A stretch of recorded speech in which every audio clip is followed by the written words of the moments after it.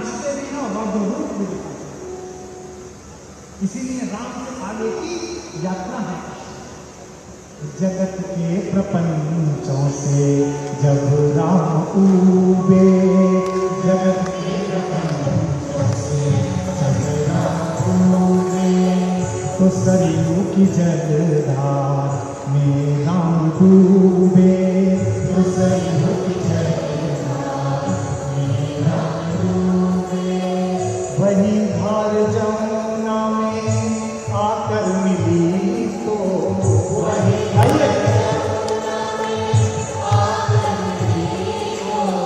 तेरे रूप में दोनों संसार डूबे।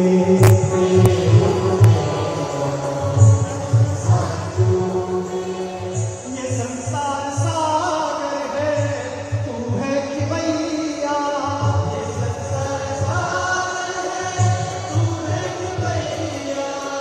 ये संसार सागर है, तू है खिवैया। ये संसार सागर है, तू है खिवैया।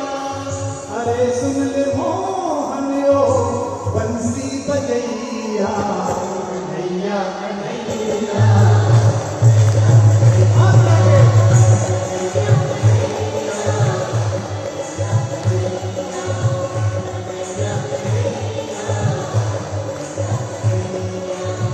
कि तुझ पे निछावर तेरी दो दो मैया, कन्हैया कन्हैया।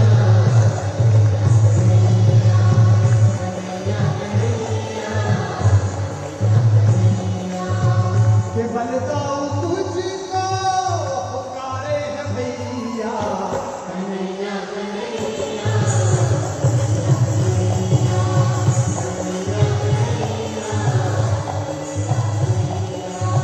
के रस खान तुझ पे सवारे सवैया, कन्हैया कन्हैया।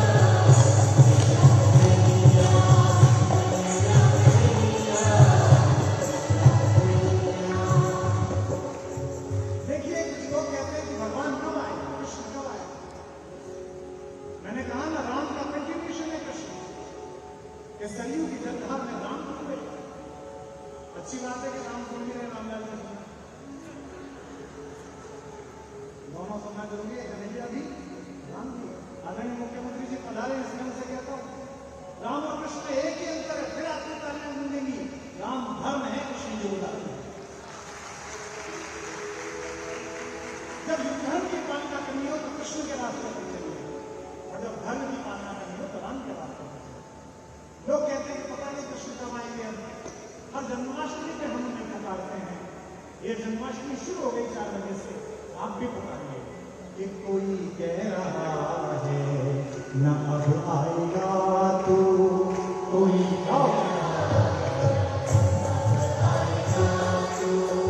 धरा पूछती है कि कब आएगा तू, धरा पूछती है कि कब आएगा तू। कोई कह रहा है कि अंधेरा बढ़ेगा तो, कोई कह रहा है कि अंधेरा बढ़ेगा तो धरती बचाने को कब आएगा तू, धरती बचाने को कब आएगा तू। गाना में तो बात बोलूंगा, आधी आप बोल देंगे।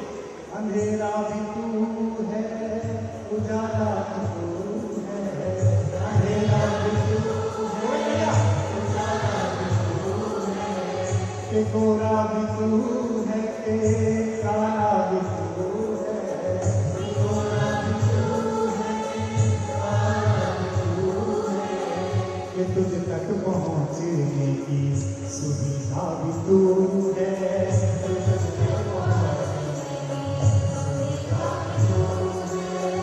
अगर हम न पहुँचे तो दुविधा भी तू है, अगर हम न पहुँचे तो दुविधा भी तू है। हमें कुछ नहीं सिर्फ इतना पता है, हमें कुछ नहीं सिर्फ इतना पता है। हमें कुछ नहीं सिर्फ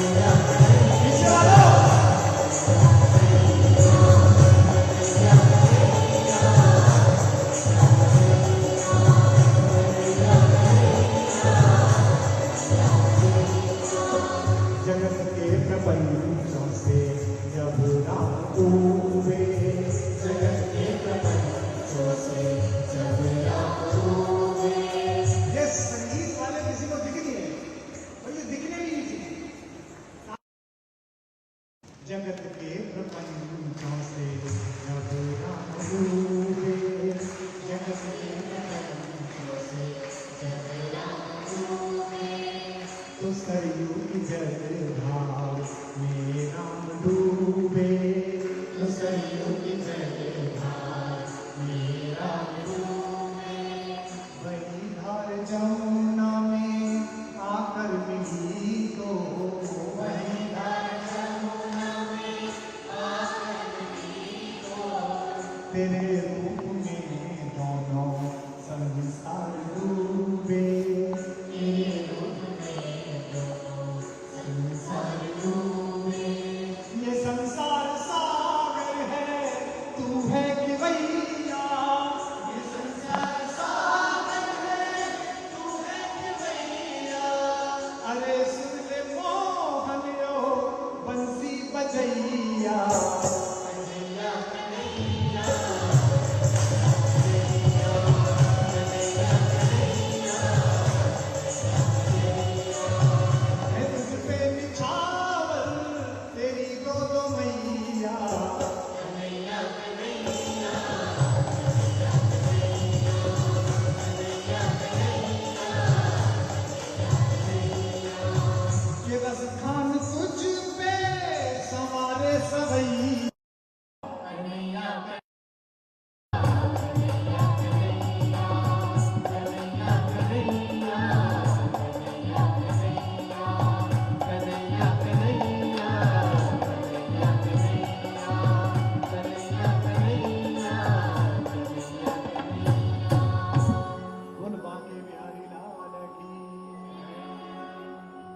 ये राम से आगे की कंटिन्यूस साधना।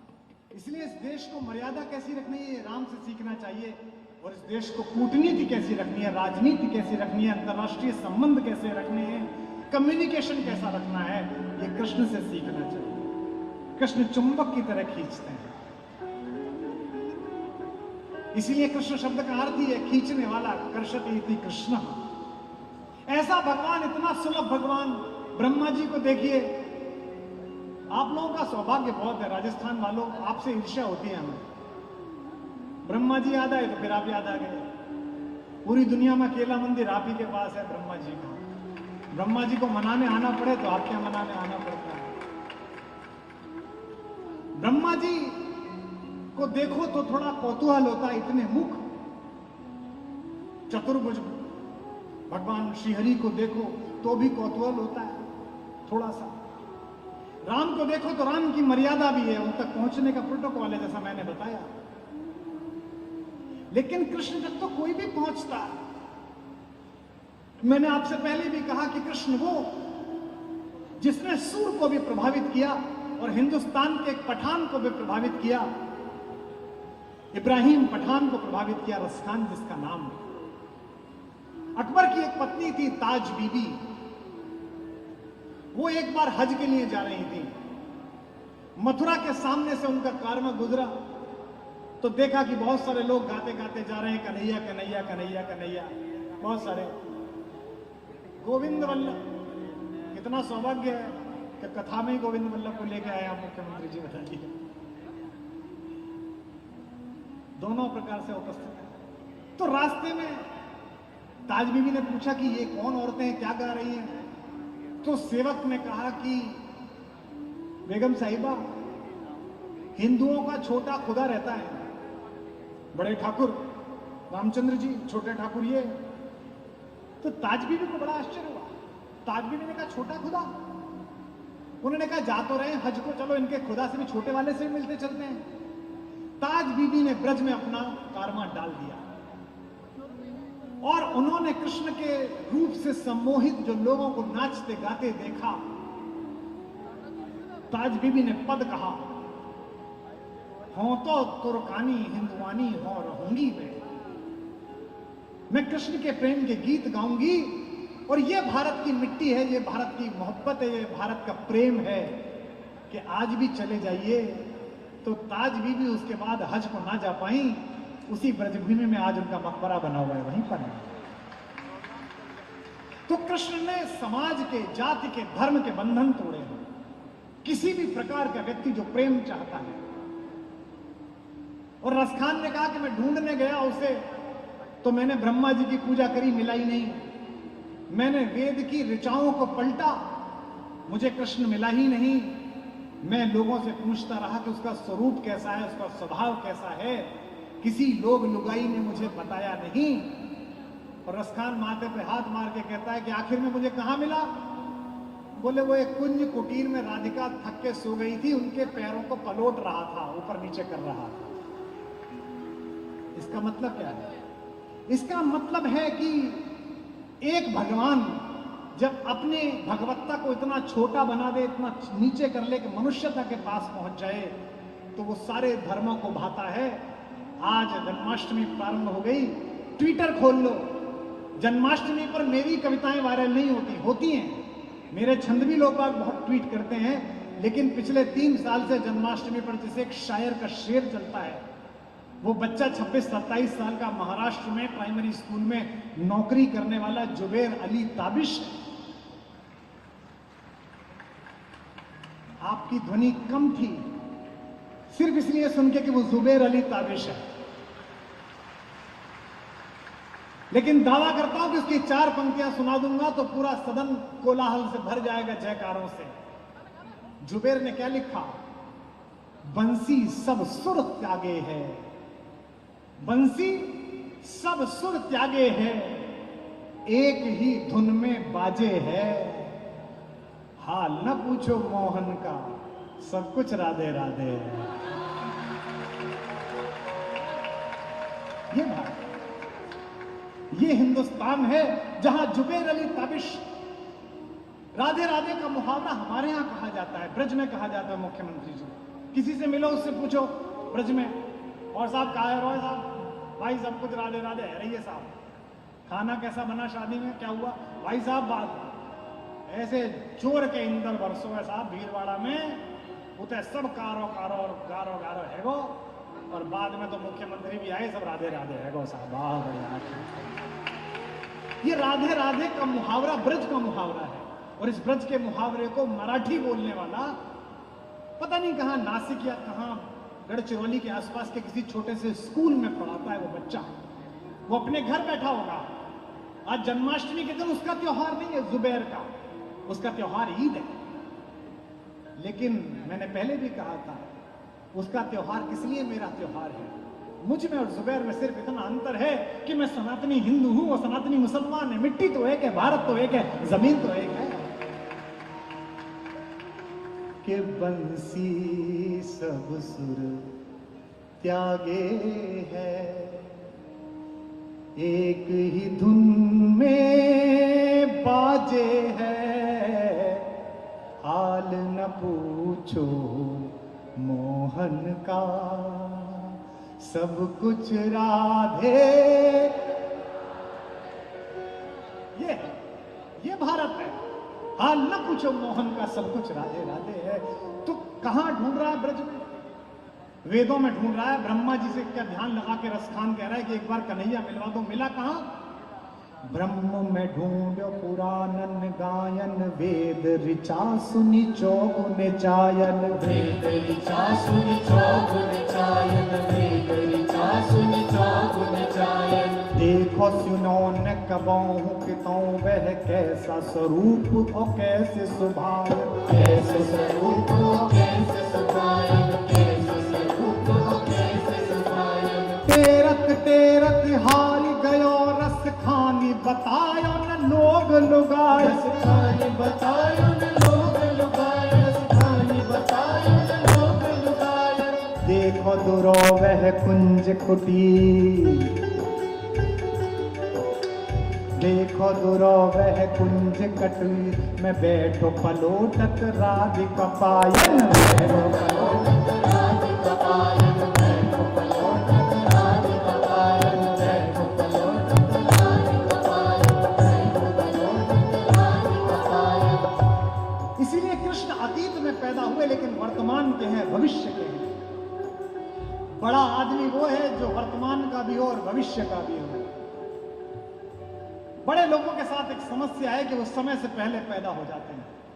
कृष्ण भी समय से पहले पैदा हुए, राम भी समय से पहले पैदा हुए। वो समय उनको नहीं समझ पाता कि कितनी बड़ी विभूति पैदा हो गई।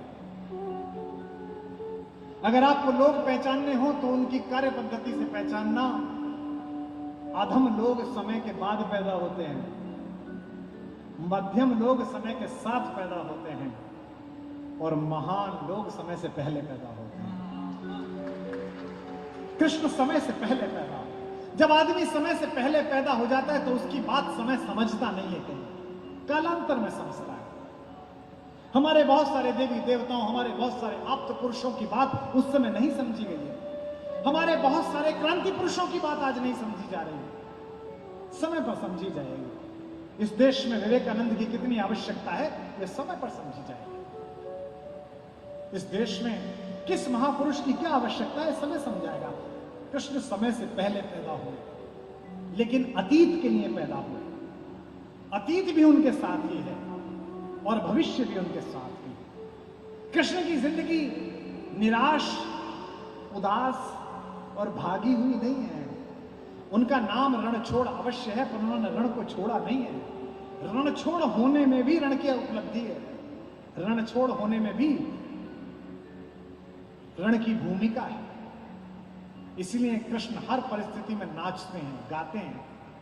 कृष्ण पहले व्यक्ति हैं जिसने गाने को, नाचने को भगवत्ता और वैधानिक मान्यता दिलाई। लोग नाचना पुरारे बतावे, नाचे कृष्ण मुरारी और नाचे थे वैराट देश में अर्जुन बाणाधारी। नाचता वो है जो अंदर की कुंठा से बाहर आ जाता है। कृष्ण रणनीतिकार हैं, वे द्वारिकाधीश कम है, नटखट माखन चोर अधिक है। और चुराते हैं, ये पहला चोर है जिसको आदर मिला है। किसी चोर को आदर नहीं मिला, लेकिन दुनिया का पहला चोर है जिसे आदर मिला है, जिसकी चोरी को आदर मिला है। आईपीसी में कोई धारा नहीं है, अब तो नाम बदल दिया ना। आजकल नाम बदलने का बहुत चल रहा है, मतलब पता नहीं कौन से शहर में सो, कौन से में उठो। आजकल तो अब नाम बदल दिया है। आईपीसी पे कोई धारा नहीं लिखती, लेकिन चुराता क्या है? गोपियों का चीर चुराता है, यानी कि उनके मोह का चीर चुराता है। और क्या चुराता है? मेवाड़ वालों, तुम्हारी एक कुलवधू के नैन की रैन की नींद चुराता है।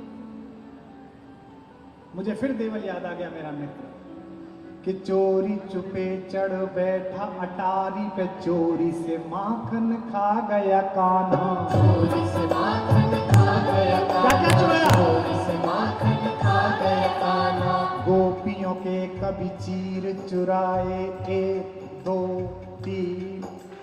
गोपियों के कभी चीर चुराए, कभी मटकी चटका गया कान्हा। मटकी चटका गया कान्हा, कभी मटकी चटका गया कान्हा। भागता घोर।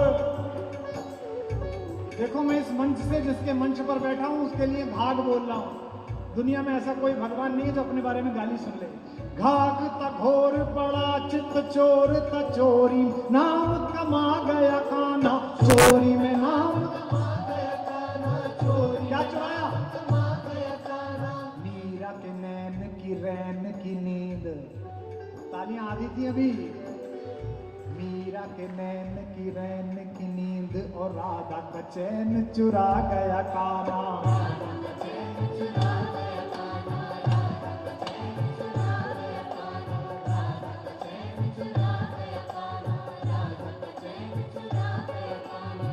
ऐसा चोर जो चुन लेता है। कल और परसों में इसी पर बात बोलूंगा। कूटनीतिकार कृष्ण और राष्ट्रीय आपदा प्रबंधन, डिजास्टर मैनेजमेंट। भीलवाड़ा में तो बोल ही सकता हूं। कोरोना के समय आपने अद्भुत उदाहरण प्रस्तुत किया डिजास्टर मैनेजमेंट का। भीलवाड़ा मॉडल चर्चित हो गया कोरोना से लड़ने के लिए। मैं चाहता हूं कि उन सब लोगों को जिन्होंने उस समय शासन प्रशासन में, डॉक्टर्स ने जो भूमिका निभाई, जन्माष्टमी पर हम एक दूसरे से बात कर पा रहे हैं बिना मास्क के लिए। भीलवाड़ा मॉडल के उन सब वॉरियर्स के नाम, योद्धाओं के नाम भी हमारी एक बार करतल ध्वनि होनी चाहिए, जय घोष होना चाहिए। यह जो आपदा प्रबंधक कृष्ण है, जो इंद्र के अहंकार को पानी पानी कर देता है। हर इंद्र को अहंकार होता है। इंद्र अर्थात राजा, हर राजा को अहंकार होता है।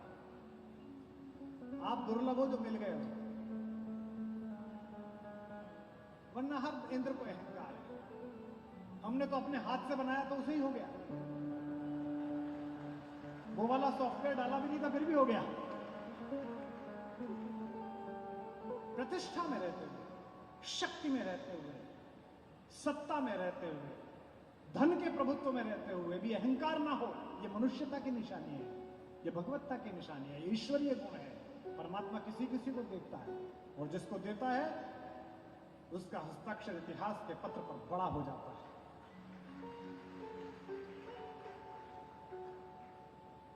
राम विनम्रता का हस्ताक्षर है, कृष्ण भी विनम्र हैं, लेकिन राम को कष्ट भी होता है, कृष्ण को कष्ट नहीं होता। मैंने पहले ही कहा था, फिर दोहराता हूं, इस बात को सदा याद रखना। जो मुझसे पूछा था किसी राजनीतिज्ञ ने कि राम पर बोल रहे थे, अचानक भीलवाड़ा में कृष्ण पर क्यों बोलने लगे? मैंने कहा एक तो जन्माष्टमी है और कृष्ण पर बोलना चाहिए, क्योंकि राम सिखाते हैं कि मर्यादा पुरुषोत्तम कैसे बने और कृष्ण सिखाते हैं कि मर्यादा नीचोत्तम मिल जाए तो उनसे कैसे निपटे। कृष्ण सिखाते हैं। दुनिया में ऐसा कोई भाई हो सकता है जो अपने ही बहन के अपहरण की योजना बना दे? शाम को घर लौटे तो सुभद्रा उदास दिखाई दी। छोटी बहन थी, लाड़ ज्यादा था, उसे बुलाया और सुभद्रा का विवाह किससे होने जा रहा है? बलराम एक ऐसे व्यक्ति से विवाह करना जा रहे हैं जिसकी मृत्यु निश्चित है। कृष्ण जानते हैं कि महाभारत के युद्ध में जो इसका वर चुना है वो मारा जाएगा, लेकिन बलराम को बता भी नहीं सकते कि मैं भगवान हूं। इसलिए सुभद्रा से कहते हैं क्यों उदास है? वो कहती है भैया पता नहीं क्यों उदास हूं।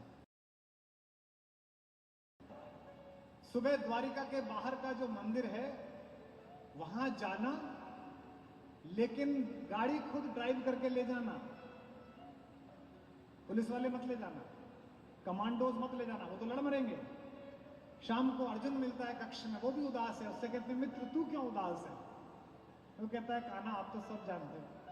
तो बोले सुबह रथ लेकर विष्णु मंदिर पर जाना, जो तू चाहता है वो मिलेगा। और वहीं से कृष्ण लेकर भाग गए, अर्जुन लेकर भाग गया।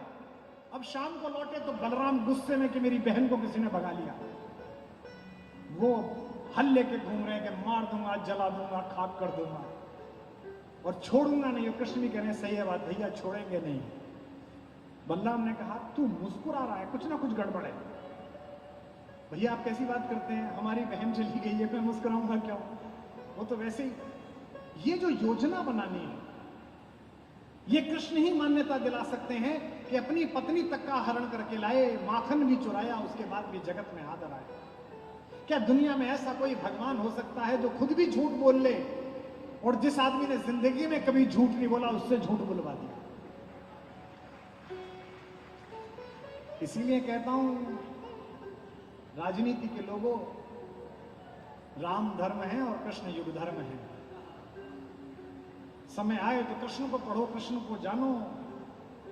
इतने झूठ बोले हैं, लेकिन किस लिए बोले हैं? लोक मंगल के लिए, जगत के मंगल के लिए। मैंने पहले भी कहा राम मानवों के देवता हैं, कृष्ण मनुष्यता के देवता हैं। वो मनुष्यता पर राज करते हैं। उन्हें पता है कि मनुष्यता की स्थापना कैसे होगी। जिस समय कृष्ण मिले इस पृथ्वी को, उस समय पूरा विश्व छोटे छोटे समूहों में बटा हुआ था। कहीं चेदी नरेश हैं, कहीं माद्री जनपद है, कहीं शल्य बैठे हुए हैं, कभी पांचाल है, कहीं अहिनद है, कहीं आभीर हैं। कृष्ण को पता था कि एक बार ये सब नक्शे मिटे और एक राष्ट्र, एक देश का निर्माण हो। इसके लिए उन्होंने योजना बनाई। कृष्ण को अगर हम समझ गए तो हमारी जो सभ्यता हमने बनाई है ये दुखदाई नहीं होगी, आनंद धर्मी होगी। क्योंकि भगवान की जो परिभाषा है वही आनंद है। मैं बचपन में पढ़ने के लिए गया तो गाता अच्छा था, तो जो हमारे स्कूल में संगीत की टीचर थी वो मेरे पिताजी की विद्यार्थी थी। पिताजी प्रोफेसर थे। उन्होंने उनसे कहा कि सुनो ये लड़का गाता बहुत अच्छा है, इससे प्रार्थना गवाना। तो मेरा एडमिशन हुआ था 4th क्लास में उस स्कूल में। नया स्कूल खुला था शहर में, कस्बे में। तो हमें प्रार्थना करवाई गई, आप क्या भी हुई होगी, हे प्रभु आनंद दाता ज्ञान हमको दीजिए, होती है ना, सभी ने वही प्रार्थना करी है। मैंने 2 दिन प्रार्थना पढ़ी, मैं तीसरे दिन चुप हो गया।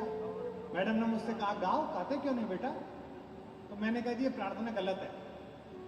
एक मेरे पिताजी को मिली 15-20 दिन बाद, उन्होंने पूछा कि सब ठीक चल रहा है? बोले जी बाकी सब ठीक है, प्रार्थना नहीं गाता। बोले क्यों? बोले विश्वास कहता है प्रार्थना। मेरे पिताजी ने मेरी माँ को बुलाया। हमारे यहाँ ये सिस्टम होता है, आपके घरों में होता है, लड़का कुछ उपद्रव करिया है तो लड़के से कुछ नहीं कहते, पहले माँ को बुलाते हैं, उसे उत्तरदायी ठहराते हैं कि तेरे कारण ये हुआ। तो उन्होंने मेरी माँ को बुलाया और कहा कि देखो आपके घर में तुलसीदास पैदा हुए, आपको पता ही नहीं चला। तो मेरी माँ ने कहा कि क्या हो गया? बोले ये महाकवि पैदा हुए हैं, 4th क्लास में पढ़ते हैं, बता रहे हैं प्रार्थना गलत है। पर उस समय जो मेरे मन में तर्क आया तो वो बात सही है, ये प्रार्थना ही गलत है।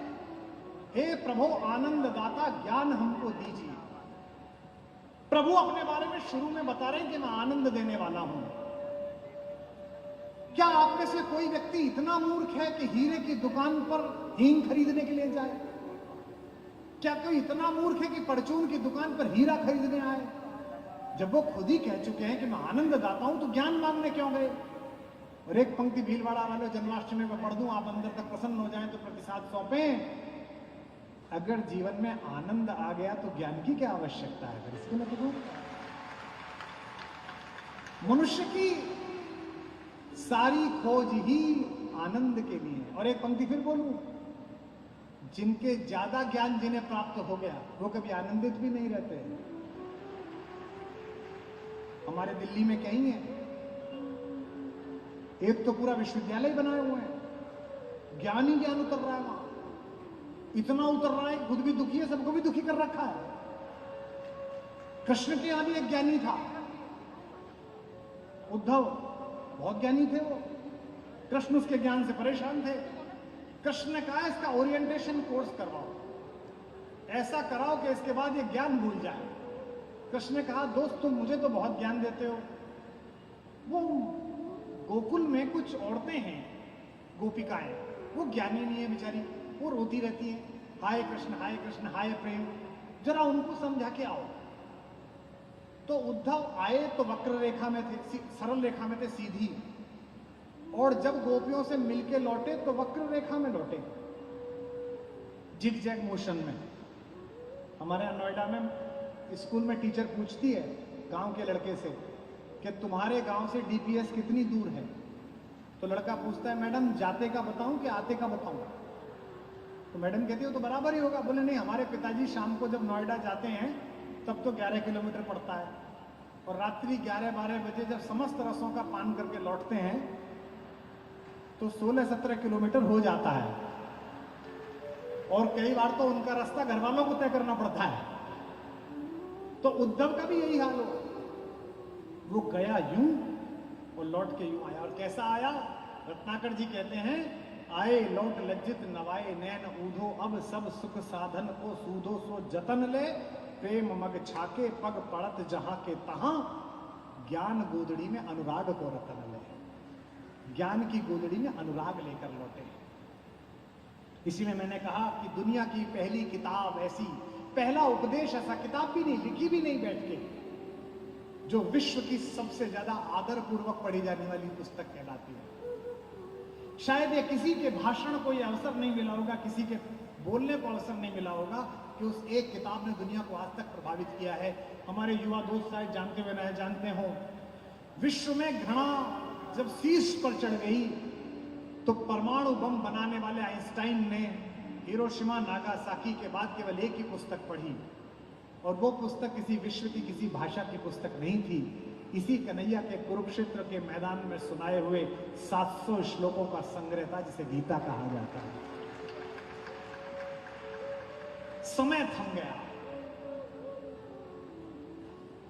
धर्म की पुस्तक भी ना मान के पढ़ो। ये लड़कियां जो आई है, नए बच्चे आए हैं, तो साइकोलॉजी की किताब मान के पढ़ो। दुनिया की पहली साइकोलॉजी की पुस्तक है गीता, जिसमें एक ऐसा डिप्रेस्ड आदमी जिसके कंधे से धनुष गिर रहा है, जो सामने ताऊ को देखकर, बाबा को देखकर, चाचा को देखकर लड़ने को तैयार नहीं है, उसे सुनाया कृष्ण ने और कहा हतो वा प्राप्यसी स्वर्गम, अगर मारा गया तो स्वर्ग जाएगा। महीम और अगर लड़ा जीत गया तो स्वर्ग मिलेगा। तस्माद उत्तिष्ठ कौन्तेय या युद्धाय कृत निश्चय। इसलिए हे पार्थ धनंजय उठो और कृत निश्चय होकर युद्ध करो। यह शब्द ध्यान देने योग्य है, कृत निश्चय। हम सारे काम अधूरे मन से करते हैं। इस जवान पीढ़ी को देखो, इसे आधे मन से पढ़ना है, आधे मन से प्रेमी बनना है, आधे मन से क्रिकेटर बनना है, आधे मन से गायक बनना है। तो 24-25 साल के बाद ये क्या मिलता है? Mix veg. कोई सी सब्जी पूरी ना बन पाई। लेकिन कन्हैया है, चुराता है तो पूरा ही चुराता है, नाचता है तो ऐसा नाचता है कि पृथ्वी नाचती है, लड़ता है तो ऐसा लड़ता है कि रण छोड़ के भाग जाए तो भी जीत जाता है, लड़ाता है तो ऐसा लड़ाता है कि 5 वनवासियों को विश्व विजेता बना देता है, और जब बोलने लगता है तो ऐसा बोलता है कि दुनिया के नोबेल पुरस्कारों को पराजित कर देने वाली श्रीमद् भगवत गीता का सृजन कर देता है। इसीलिए वे रसिक भी हैं, आनंद मार्गी भी हैं।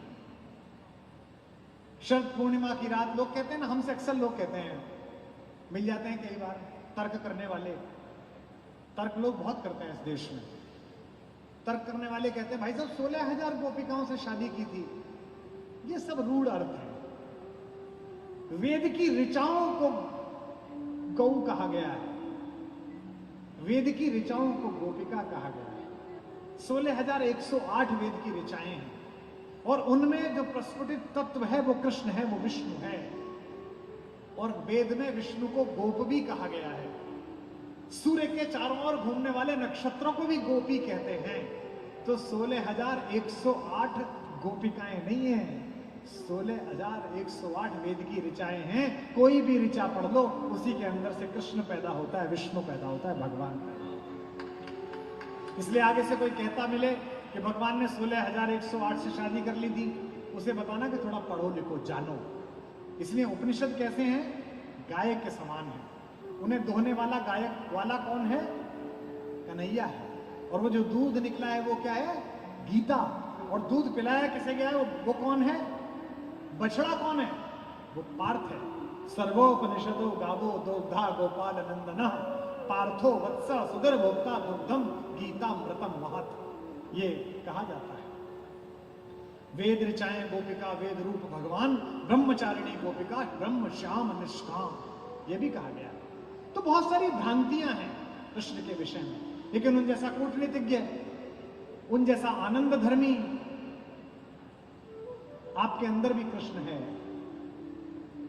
मैं 4 बातें बताता हूं, अपने अंदर का कृष्ण ढूंढना और तालियों से बताना कि है या नहीं है। कोई आपको गाली दे, कोई आपका अपमान करे, अक्सर लोग करते ही हैं, सबका करते हैं, मेरा भी करते हैं। ये बड़े लोग बैठे हैं, मुख्यमंत्री जी बैठे हैं, इनके लिए भी लोग लिखते हैं, लिखते ही हैं, सब लोग एक दूसरे के खिलाफ लिखते हैं। ये लोकतंत्र है, बोल ही सकते हैं, इसी का तो अधिकार है हमें। लेकिन पहली गाली पर सर काटने की सामर्थ्य और शक्ति होने के बाद भी यदि आप 99 गाली सुनने की सामर्थ्य रखते हैं तो आपके अंदर कन्हैया है, आपके अंदर कृष्ण है। पीछे वाले लोगों का जय घोष सुनाई नहीं दिया, अगली बात में सुनाई देगा। सुदर्शन जैसा परम शक्तिशाली शस्त्र होने के बाद भी अगर आप जगत के कानों को माधुर्य देने वाली बांसुरी बजाने की शक्ति रखते हैं तो आप कृष्ण हैं। और ये मेरे मित्रों का नगर है, मेरे बड़े पुराने पुराने मित्र। यहाँ मैं बहुत पहले से आता रहा हूँ, सुरवलिया जी के समय से कवि सम्मेलनों में, कवियों में भी योगेंद्र, नया कवि रणजीत राणा का तो मित्र रामलाल जी का, कहा चेतक पे है क्या गया? राणा चेतक पे घूमता रहता है, वो तो उतारना पड़ता है, वो इनकी पार्टी में काम करता है। अगली पंक्ति सुनिएगा, फिर तालियां बजाना अगर ठीक लगे। मुरली आप बजा सकते हैं, अंदर की मीठा बोल सकते हैं तो आप कृष्ण हैं।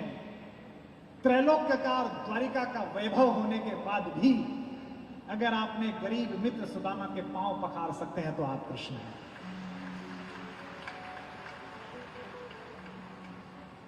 और चुनौतियों से डरकर आत्महत्या का रास्ता अपनाने वाले कोटा के छोटे बच्चों, मृत्यु के फन पर चढ़ने के बाद भी अगर आप नृत्य कर सकते हैं तो आप कृष्ण हैं। और आखिरी एक बात कह रहा हूं, कृष्ण की धारणा में फिर कुछ सुनाऊंगा, फिर कुछ सूत्रों की व्याख्या कल परसों करूंगा। इस पर भी आपके हाथ खुलेंगे कि सर्व सामर्थ्यवान होने के बाद भी, 10 करोड़ की नारायणी सेना होने के बाद भी, त्रैलोक्य के सबसे बड़े विजेता होने के बाद भी, नारायण होने के बाद भी, अगर आप किसी नर के सारथी या ड्राइवर बनने का साहस रखते हैं तो आप कृष्ण हैं। अन्यथा आदमी कहे कि मैं तो स्वयं हूं, मैं कैसे चलाऊंगा। इसलिए इसकी कहानी से, इसकी कथा से आपको चयन ढूंढना है कि मैं क्या चुनूं और मैं क्या छोड़ दूं। वो एक घटना कि मैं किसको चुनूं और किसको छोड़ दूं, इतिहास का निर्णय कर गई, जो दुर्योधन के साथ घटित हुई। शकुनी ने समझाया दुर्योधन को। आप जानते हैं, कितने लोग जानते हैं कि, अच्छा बताइए, शकुनी दुर्योधन की तरफ था या दुर्योधन का विरोधी था?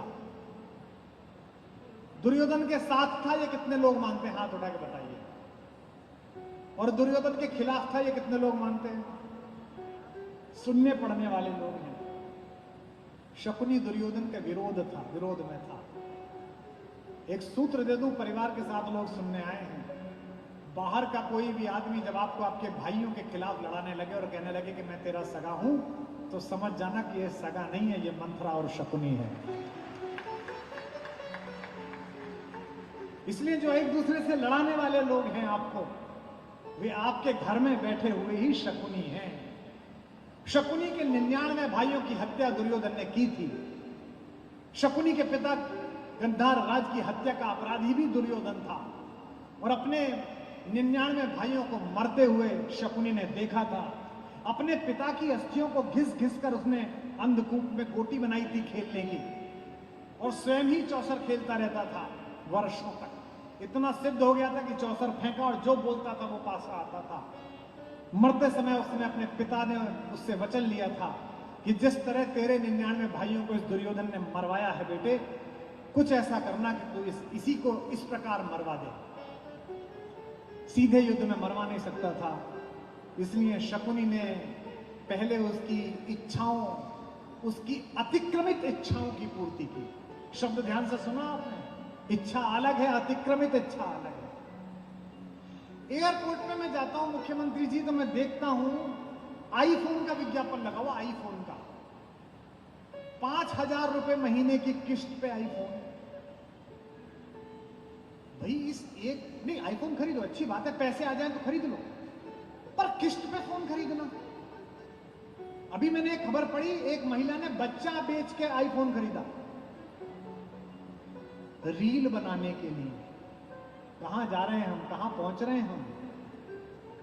जवान लड़कों, अपनी इच्छाओं को सीमाओं में बांधे रखो, वरना ये शौक गुनाहों में बदल जाते हैं। कृष्ण इसी मर्यादा की रेखा की व्याख्या करते हैं। तो शकुनी ने कहा कि रिश्तेदार तो तेरा भी है, तू भी मांगने जा इस ग्वाले से, तुझे भी देगा।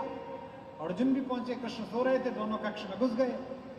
दुर्योधन अहंकारी है, सिर पे खड़ा हो गया। अहंकारी लोग अक्सर सिर पे खड़े हो जाते हैं, विनम्र लोग अक्सर चरणों में खड़े होते हैं, ये पहचान है। अर्जुन चरणों में खड़ा हो गया। कृष्ण की आंख खोली, पहले अर्जुन दिखा, फिर दुर्योधन दिखा। कहा कैसे आए दोनों? बोले युद्ध घोषित करा दिया आपने, आपसे मांगने आए हैं। तो उन्होंने कहा कौन पहले आया? दुर्योधन ने कहा मैं पहले आया, मेरा अधिकार बनता है। कृष्ण ने कहा पर दिखाइए मुझे पहले। तो उसने कहा माधव आप रिश्तेदारी के चपेट में मत आना, आप तो सच के साथ रहना। तो उन्होंने कहा भाई दो चीज है, एक उन निहत्ता मैं हथियार नहीं उठाऊंगा। कल परसों बताऊंगा कि उनसे भी हथियार उठवा दिए थे एक चरित्र ने महाभारत में। और एक मेरी ये 10 करोड़ नारायणी सेना, क्या चाहिए? अर्जुन को मांगना था। अर्जुन ने कहा कि आप ही मिल जाइए।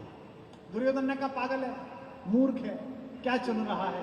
फिर एक टिप्पणी कर रहा हूं, पत्रकार से ले जाएंगे। मैं समझता हूं क्योंकि राजनीति के लोग आ गए तो इसीलिए बैठे कि कुछ निकले तो ये छापे। इनकी कोई रुचि कृष्ण कथा में नहीं है, इसमें भ्रम में मत रहना रामलाल जी कि ये कोई कृष्ण कथा सुनने आए हैं। इन्हें जितना छापने का मैटर था वो गुलाबपुरा में मिल गया। अब तो ये विवाद ढूंढने आए हैं कि कोई बात हो तो ये छापें कि जब कुमार ने कहा तो मुस्कुराए गहलोत। हाँ, इस बात पर हुए मुख्यमंत्री प्रसन्न, इस पर दिखे गंभीर, क्योंकि रस न ग्रहण करने का यही तरीका है कि आप किसी दूसरी तरफ मन लगा दो। तो वो मान, तो उसने कहा आप ही मेरे साथ चलो। दुर्योधन बोला कि बड़ा मूर्ख आदमी है, ये तो आधा युद्ध तो हार गया। अरे कहां ये ग्वाला और कहां ये अनंत अक्षौणी सेना 10 करोड़ की। मुस्कुरा के कहा ठीक है माधव, वहीं मिलेंगे। हमारे ब्रज में एक लोकगीत आता है, उस लोकगीत में कन्हैया जब जा रहे हैं कुरुक्षेत्र की तरफ तो रास्ते में अर्जुन से कहते हैं कि अरे तुझे मैंने इतनी बुद्धि सिखाई, तू कतई धामड़ का धामड़ निकला, मूर्ख का मूर्ख निकला। अर्जुन ने कहा कैसी बात क्यों कहते हो माधव, मुझसे क्या गलती हुई? बोले मैंने तुझे पहला मौका दिया कि तू चुन, और सारा माखन तो वो ले गया, सेना तो वो ले गया, तू मुझे लेके चल रहा है। एक जवाब अर्जुन का सुनना और कन्हैया को मना लेना, फिर सुनाऊंगा। उसने कहा मूर्ख मैं नहीं हूं माधव, मूर्ख दुर्योधन है, वो तो कुल माखन ही ले गया, मैं तो माखन चोर को लेके जा रहा हूं। तो कई लड़ाइयों में आपको लगता है कि आप हार रहे हैं, कई लड़ाइयों में आपको लगता है कि आप कमजोर हैं, कई लड़ाइयों में ज्यादा शोर शराबा, ज्यादा शक्ति, ज्यादा बड़ी सेना दूसरी तरफ होती है, आप संख्या में, ताकत में कम होते हैं, झूठ में, फरेब में कम होते हैं। लेकिन अगर आपके साथ कृष्ण है, कृष्ण अर्थात सत्य है, आपके साथ संकल्प है, तो अंततः कैसा भी कुरुक्षेत्र हो, विजय आपकी ही होती है, सत्य की ही होती है। कल और परसों बहुत सारे सूत्रों की व्याख्या करूंगा, क्योंकि जब मैंने प्रारंभ किया तो वर्षा हो गई थी बहुत तेज, इंद्रदेव ने पूरा मैदान ही जलथल एक कर दिया था, इतनी तेज व्याख्या थी। 2 घंटे 2.5 घंटे पहले जब मैंने बोलना शुरू किया, 2 दिन और बोलना है, लेकिन एक तो सबसे पहले उन सब का आभार व्यक्त करता हूं कुछ अगली बात सुनाने से पहले, जिन्होंने इतना सुंदर ये आयोजन किया है, उन सब उद्योगपतियों का, उद्योग समूहों का। और ये भी कुछ अद्भुत ही है रामलाल जी और आदरणीय मुख्यमंत्री जी, मैं उत्तर प्रदेश का आदमी हूं और मैंने राम पर बोलने के विषय में सोचा जहां राम पैदा हुए, और मुझको पहला अवसर राम पर बोलने का उत्तर प्रदेश में नहीं मिला। आज से 7 साल पहले पहला अवसर मुझे राजस्थान में मिला। जयपुर में हमारा एक छोटा भाई है पुष्पेंद्र भारद्वाज, उसने पहली बार 2 दिन का अपने अपने राम कराया, और वो इतना लोकप्रिय हुआ, अपने अपने राम पूरे विश्व में देखा गया। उसके बाद में अमेरिका में भी करके आया, सब जगह करके आया। और मैं सोचता था कि कृष्ण की बात कहां से शुरू होगी, कन्हैया की बात, तो कितना सौभाग्य है कि कन्हैया की बात भी राजस्थान से ही शुरू हो रही है। नौकरी से लेकर, पत्नी से लेकर, जीवन की हर इच्छा की पूर्ति के लिए मुझे आपके पास आना पड़ता है राजस्थान में। और अब तो ये जितने बड़े उद्देश्य के लिए मैं ये कर रहा हूं, भारत कुलम के लिए। अभी कोई पत्रकार पूछ रहे थे भारत कुलम क्या है, तो मैं उनसे यही कह रहा था कि इस देश में कुछ जड़ में प्रॉब्लम हो गई है जिसको सुधारना पड़ेगा। प्रगति अपनी जगह है, लेकिन मनुष्य को मनुष्य बनाना अगली जगह है। एक छोटा सा मैच हम हार गए थे 1 साल पहले। एक लड़का हमारे दिल्ली का बड़ा अच्छा प्लेयर, उसकी पत्नी बड़ी अच्छी अभिनेत्री, मैच हार गए, क्या खराब बात है, होता रहता है मैच, कभी जीते कभी हारे, इससे क्या फर्क पड़ता है। तो उसकी 6 माह की बच्ची के लिए जो शब्द इस्तेमाल किए गए ट्विटर पर, वो बड़े निंदनीय थे, हृदय को आघात पहुंचाने वाले थे। और पुलिस ने, साइबर पुलिस ने उस लड़के को बेंगलोर में पकड़ा तो वो कोई जाहिल लड़का नहीं था, वो IIT IIM से पढ़ा हुआ लड़का था, जो एक मल्टीनेशनल में 68 लाख रुपए साल की नौकरी कर रहा था। इसका मतलब शिक्षा से नहीं हो रहा, इसका मतलब सरकारों से नहीं होगा। सरकार आपको योजनाएं दे सकती है स्वास्थ्य की, सरकार सड़क बना सकती है, सरकार पुल बना सकती है, लेकिन मनुष्य से मनुष्य को जोड़ने का पुल तो ये कृष्ण कथा ही बना सकती है, कविता ही बना सकती है, संस्कार ही बना सकती है। क्योंकि लगा अगर गेहूं में कीड़ा बाहर से मंगवाओगे पर घुना हुआ चरित्र देश का ऐसे कहां से लाओ? तो इस देश के मूल चरित्र में ये रस बना रहे, ये स्वीकार्यता बनी रहे। तो भारत कुलम एक विचार है एक ऐसे स्कूल का जहां एक ऐसा विद्यार्थी 12वीं क्लास में पैदा हो, पहली क्लास से जाने के बाद, जो आईआईटी का टॉपर भी हो लेकिन भारतीय भी हो, जो खेती भी करता हो और क्लास भी पढ़ता हो, जो गौशाला में भी जाता हो और कक्षा भी पढ़ता हो। एक विचार है, एक पौधा लगाया है, आप सबके माध्यम से बड़ा हो जाएगा। महामना मदन मोहन मालवीय जी ने भी फैला फैला के कर ही लिया था। जिस समय मालवीय जी ने बीएचयू की स्थापना के लिए कोशिश की थी, उस समय 1 वर्ष बाद, 6 महीने बाद वो उस समय की कांग्रेस के अध्यक्ष होने वाले थे। उनको बहुत कहा बापू ने कि आप ये मत छोड़िए, इससे देश बनेगा। मालवीय जी ने एक वाक्य कहा था कि बापू हम देश तो बना लेंगे, वो तो हमें तय है, पता है कि हम सब लड़ रहे हैं आपके नेतृत्व में, हम जीत जाएंगे, गांधी जी से कहा था। लेकिन जब देश बन जाएगा तो उसके नागरिक भारतीय कैसे बने रहें, देशभक्त कैसे बने रहें, इसके लिए विद्यालय तैयार करना पड़ेगा, इसके लिए बीएचयू तैयार करना पड़ेगा। तो चलते चलते एक नया बंद इसका सुनाता हूं। कृष्ण की आवश्यकता इस समय क्यों है, जरूरी क्यों है। फिर दोबारा मेरे साथ गाइएगा, इस बार गारंटी है कि एक भी व्यक्ति साथ हो, कोई बाहर न जाए। कि जगत के प्रपंचों से जब राम ऊबे, जगत के प्रपंचों से जब राम ऊबे, तो सरयू की जलधार में राम डूबे, तो सरयू की जलधार में राम डूबे। वही धार जमुना में आकर मिली तो, वही धार जमुना में आकर मिली तो, तेरे रूप में दोनों संसार डूबे। गाओ। तेरे रूप में दोनों संसार डूबे। ये संसार सागर है, तू है खिवैया, ये संसार सागर है, तू है खिवैया।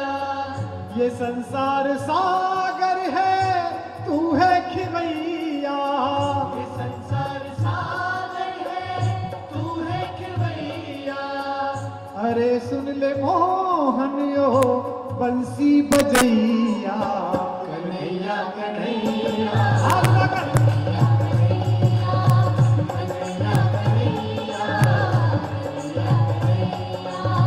कन्हैया कन्हैया कन्हैया, हाथ दिखे। कन्हैया कन्हैया कन्हैया कन्हैया, आहा।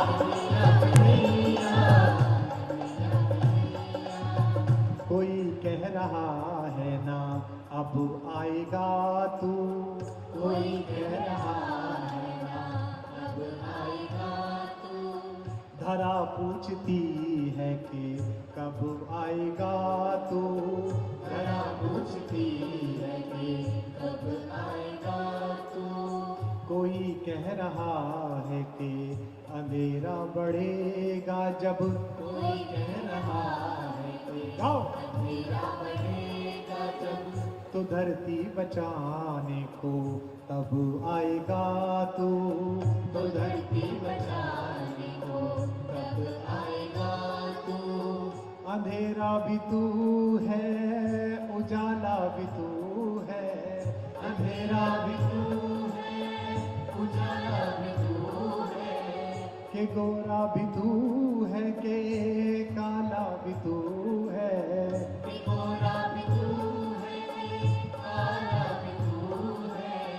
कि तुझ तक पहुंचने की सुविधा भी तू है। तालियां। कि तुझ तक पहुंचने की सुविधा भी तू है। अगर हम न पहुंचे तो दुविधा भी तू है। अगर हम न पहुंचे तो दुविधा भी तू है। हमें कुछ नहीं सिर्फ इतना पता है, हमें कुछ नहीं सिर्फ इतना पता है कि तू जग का ग्वाला है, हम तेरी गैया। कन्हैया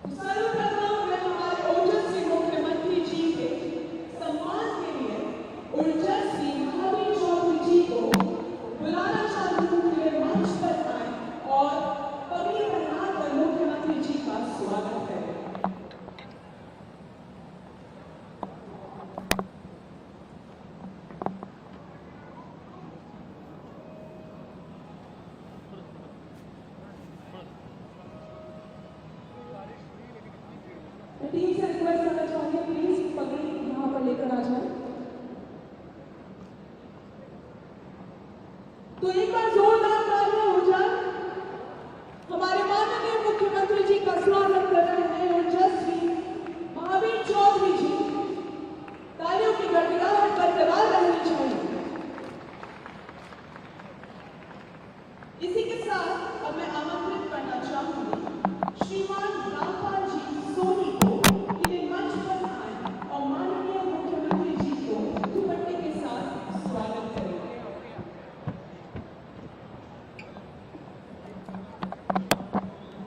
इसी के साथ अब मैं आमंत्रित करना चाहूंगी श्रीमान पीसी चोपड़ा जी को कि वे मंच पर आए और माननीय मुख्यमंत्री जी का फूलों के गुलदस्ते से स्वागत करें। और अब मैं आमंत्रित करना चाहूंगी श्रीमान राजूलाल जी को कि वे मंच पर आए और माननीय मुख्यमंत्री जी को मोमेंटो देकर उनका स्वागत करें। सर एक मिनट प्लीज प्लीज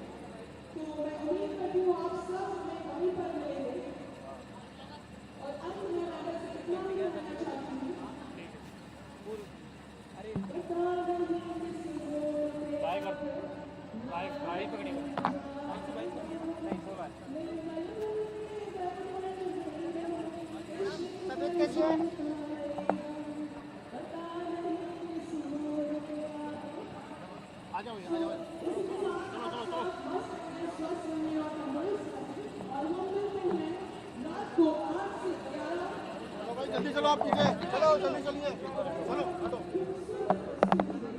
ये गाड़ी रिवर्स में जाएगी भाई, आप लोग हट जाओ। एक मिनट, गाड़ी रिवर्स पीछे से हटो। अरे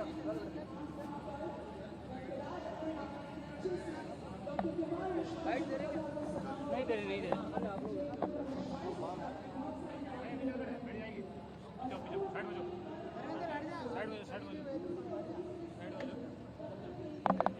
आ जाओ पीछे।